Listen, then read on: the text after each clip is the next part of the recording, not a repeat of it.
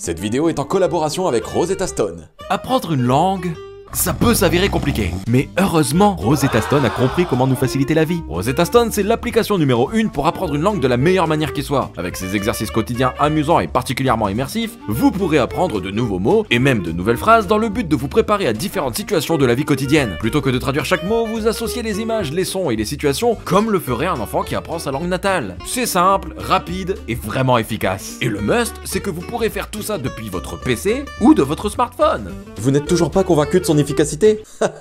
Imaginons alors une situation de la vie totalement réaliste et absolument pas inventée pour cette vidéo. Vous êtes au Japon, vous entrez dans un combini et là, une personne vous interpelle en vous expliquant « おめでとうございます。お客様は本日私たちの全人目のご利用者様です。そのため島ユーロを獲得されました。受け取られますか？」 Et c'est à ce moment que, pris de panique à cause de votre accent déplorable, vous répondez « Sumimasen, yoku wakarimasen deshita, mu ishido ite itadakemasu ka ?» Et voilà, vous venez de perdre 10 000 euros. Si, c'est une situation qui pourrait totalement vous arriver. Hein. Une situation qui vous ne serait pas arrivée si vous aviez utilisé la méthode de reconnaissance vocale de Rosetta Stone, puisqu'elle corrige votre prononciation en temps réel. このパンは美味しいです。Kono pan wa oishii desu. Si j'avais su, j'aurais souscrit à Rosetta Stone bien plus tôt.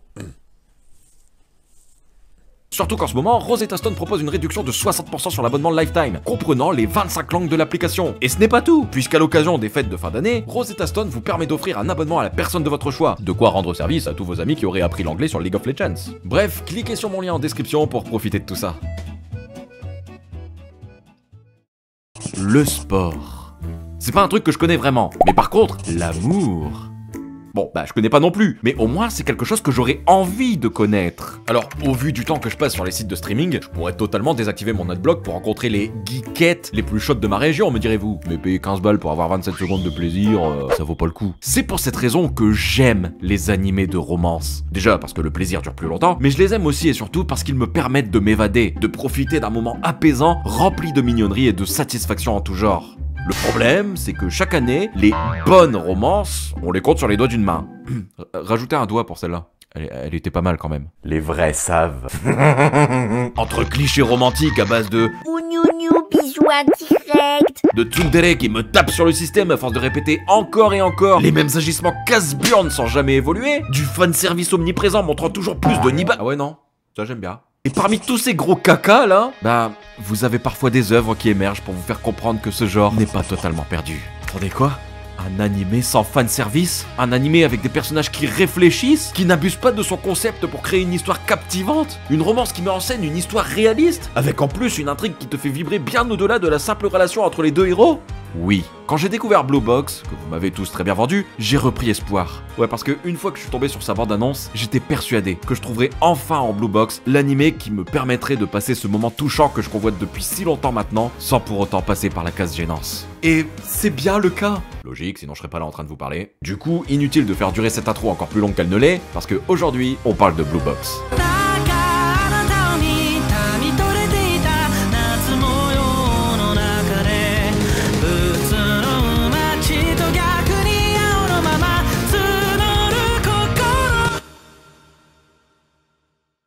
L'animé t'emmène dans ce lycée, un lycée réputé pour être spécialisé dans le sport. Tellement spécialisé qu'il ne possède qu'un seul gymnase pour toutes les disciplines sportives qui y sont enseignées. Ce qui fait que dans ce gymnase, tout le monde s'y entraîne un peu en même temps au final. Hein. D'un côté, vous avez l'équipe de basket féminine qui brille de par ses exploits, et plus particulièrement ceux de cette fille, qui est considérée comme le prodige de l'équipe. D'un autre côté, vous avez l'équipe de badminton masculine, qui eux, sont moyens. Pas d'exploit à leur actif. Et de l'autre côté, vous avez l'équipe féminine de danse, qui elles aussi sont pas mal glorifiées pour leur accomplissement. Et notamment ceux de cette fille, qui est non seulement la plus talentueuse, mais aussi la fille la plus jolie de toute l'équipe. Ah bah d'un coup, on comprend mieux pourquoi il y a que l'équipe de badminton qui n'a pas encore accompli d'exploit, hein. D'ailleurs, notre héros, c'est lui, Taiki Inomata, jeune joueur de badminton de première année, au physique moyen, aux performances moyennes, à la vie moyenne en soi, hein. Mais qui est tout de même embelli par les sentiments amoureux qu'il nourrit envers cette fille dont je vous ai parlé un peu plus tôt, Shinatsu Chinatsu Kano. Il est tellement dingue d'elle qu'il en est devenu carrément flippant, hein, disons-le. Chaque matin, il se dépêche de se rendre au gymnase à la première heure pour la regarder s'entraîner. Le truc qu'il vénère le plus, c'est un code 4 qu'elle lui a donné un jour dont elle se souvient même plus elle-même. Bref, il est totalement amoureux. Mais bon, il sait pertinemment qu'il n'aura aucune chance avec elle, puisqu'elle est beaucoup trop bien pour lui, beaucoup trop talentueuse pour lui, beaucoup trop populaire pour lui. Elle est littéralement la star du lycée, alors que lui, bah personne le calcule. Et on va pas se mentir, quand on est à un 5 sur 10, réussir à séduire une 10 sur 10, à moins d'avoir une bonne cave à laquelle vous auriez enlevé toute poignée, regardez, je mens pas,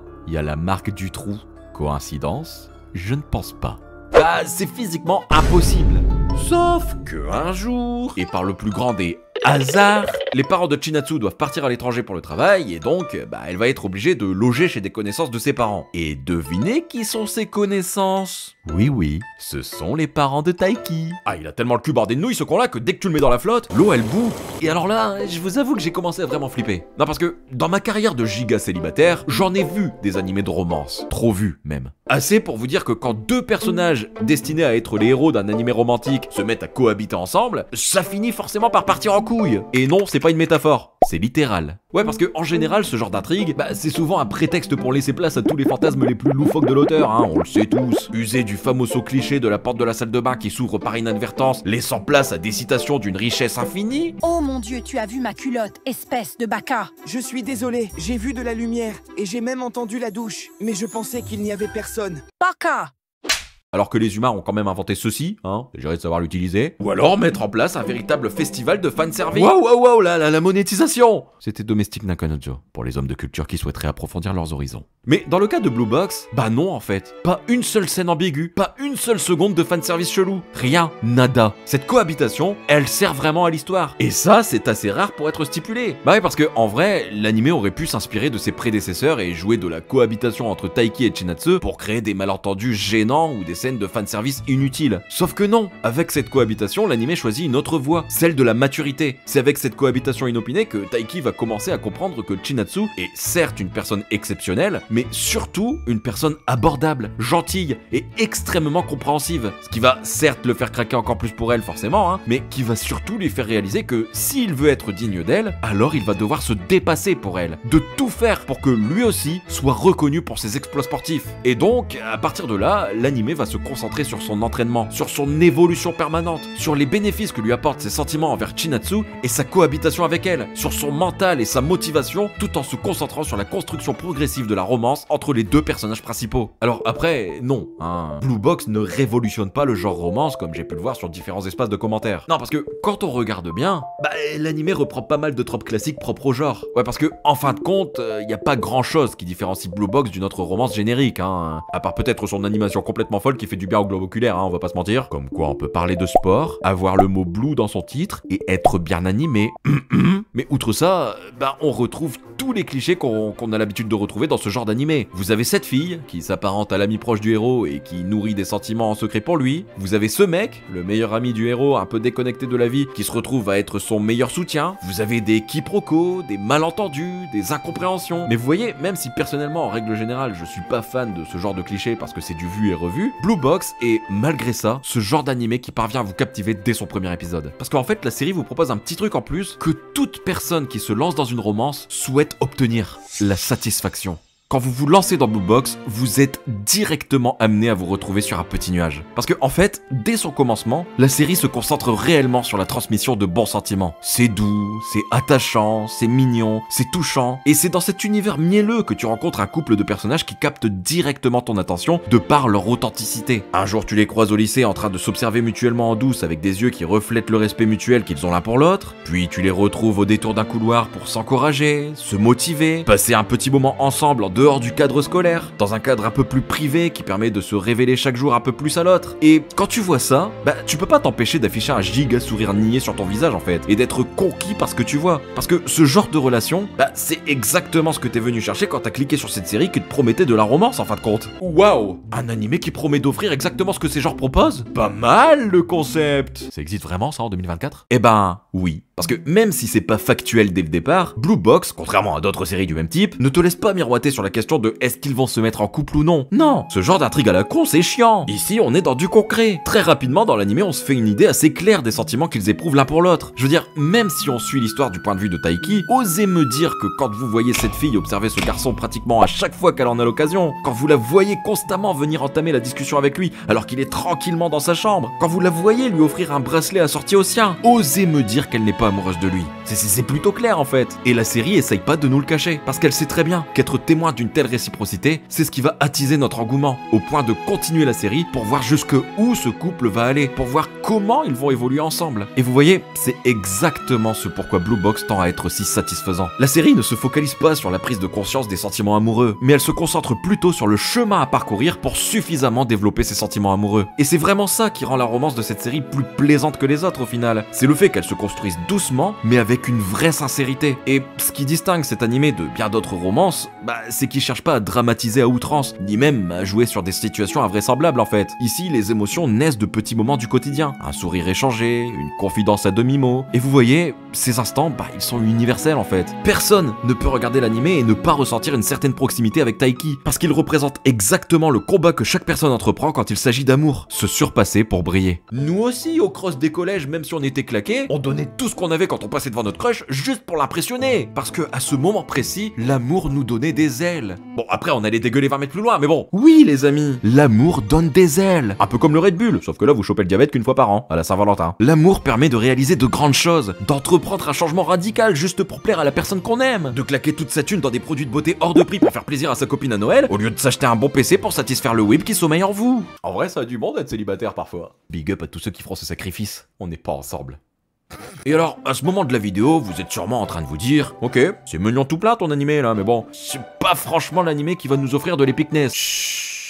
Vous avez tout faux. Est-ce qu'une romance à l'eau de rose a ce genre de scène ultra épique? Ce genre de moment hyper intense? Cet acharnement dans le visage de ses protagonistes? Non. Et vous savez pourquoi ils n'ont pas tout ça, ces animés à l'eau de rose? Moi je vais vous le dire. Parce que Blue Box est différent. Blue Box, c'est pas le genre de romance paumée que vous trouverez dans une catégorie hasardeuse d'un site louche. Non. C'est une romance que vous trouvez dans le Shonen Jump. Oui. Cette romance n'est pas qu'une romance mignonne. C'est aussi et surtout une romance épique. Le fait d'avoir un objectif clair dès le début, c'est ce qui donne à l'histoire une direction claire et un objectif tangible. Devenir quelqu'un d'assez remarquable pour mériter l'attention de la personne visée. Et à partir du moment où tu réalises ça, l'animé n'est plus qu'une simple histoire de béguin d'adolescent en fait. Ça devient carrément une quête personnelle, une mission de dépassement de soi. Et en toute honnêteté, suivre Taiki dans son évolution, c'est juste incroyable. Quand on le voit se fixer des objectifs, s'entraîner avec acharnement, repousser ses limites, juste pour être digne d'une lycéenne dont il est tombé amoureux, je peux pas m'empêcher de me voir en lui en fait, luttant jour après jour devant le lycée afin de prouver à la fille que j'aime que j'existe. Exister au passé du coup, parce que t'es vieux maintenant, ça remonte à une paire d'années cette histoire. Pas du tout, c'était hier.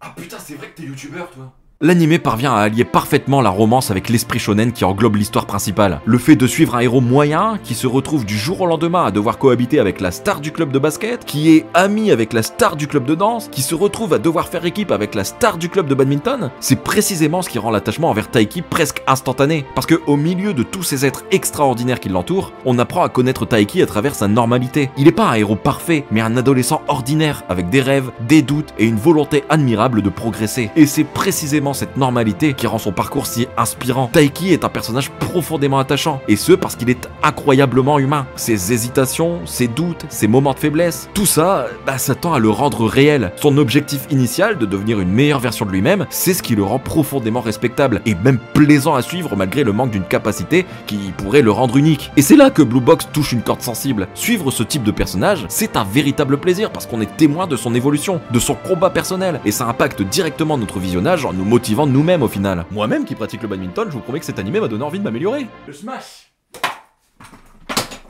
Non mais c'est devenu un rituel sur cette chaîne de péter des lampes. Putain. Enfin bref, du coup, voilà en fait. Est-ce que j'ai besoin d'aller plus loin dans cette review? Non. Blue Box est excellent parce qu'il a compris ce qu'on vient chercher quand on décide de se lancer dans son histoire. Vous voulez une véritable romance? Vous en avez une. Vous voulez des personnages attachants et bien écrits? Vous en avez plein. Vous voulez du sport? Vous en avez aussi. Vous voulez des sensations? L'animé vous en offre une multitude, et ce, tout au long de son récit. Et honnêtement, de nos jours, un animé qui prend réellement à cœur de donner à son public ce qu'il est venu chercher, c'est triste à dire, mais c'est devenu bien trop rare pour passer à côté. N'est-ce pas? Bref, j'espère que cette vidéo un peu prématurée, contrairement à d'habitude, vous aura plu, que vous serez là quand même pour la regarder, parce que bon, on est jeudi aujourd'hui, il y en a qui bossent. Et en tout cas, si elle vous a plu, ben, sachez que j'en suis très content. Merci à vous, merci à Rosetta Stone, hein. Et sur ce, je vous laisse, je vous fais des bisous, et je vous dis à bientôt, très bientôt même, pour 2 futures grosses vidéos qui vont envoyer du lourd.